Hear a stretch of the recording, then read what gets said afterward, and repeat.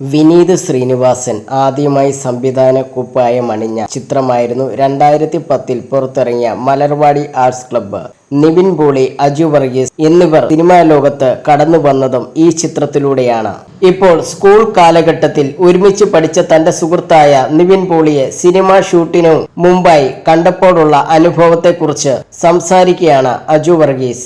Life net ടിവിയോട് സംസാരിക്കുകയായിരുന്നു അദ്ദേഹം. മലർവാടിക്ക് 2 round ആയിരുന്നു ഓഡീഷൻ കഴിഞ്ഞ് ഒരു ക്യാമ്പ് ഉണ്ടായിരുന്നു. അന്നാണ് നിവിനെ കാണുന്നത്. 5 പേർ തിരഞ്ഞ് ഒരു ഗ്രൂപ്പായി. ഓരോരുത്തരും സ്വന്തമായി തിരക്കഥ എഴുതി വന്ന് പെർഫോം ചെയ്യണം. പിന്നെ കുറച്ച് സിനിമകളിലെ ഡയലോഗുകൾ പറയണം. അപ്പോൾ അവിടെയുള്ള ഒരു പയ്യൻ തകർത്ത് അഭിനയിക്കുകയാണ്. വളരെ കൺവിൻസിംഗ് ആയ പെർഫോമൻസ് ആണ്. ആ ശബ്ദം, ഡയലോഗ്, ഡെലിവറിയൊക്കെ കേട്ടപ്പോൾ എല്ലാവരും പെർഫോമൻസ് കാണാനായി അങ്ങോട്ട് പോയി. അങ്ങനെ ഞാൻ ശരിക്കും ഒന്ന് നോക്കി കഴിഞ്ഞപ്പോൾ ഇയാളെ എവിടെയോ കണ്ട് പരിചയമുണ്ടല്ലോ എന്ന് തോന്നി. 10 വർഷം കഴിഞ്ഞു.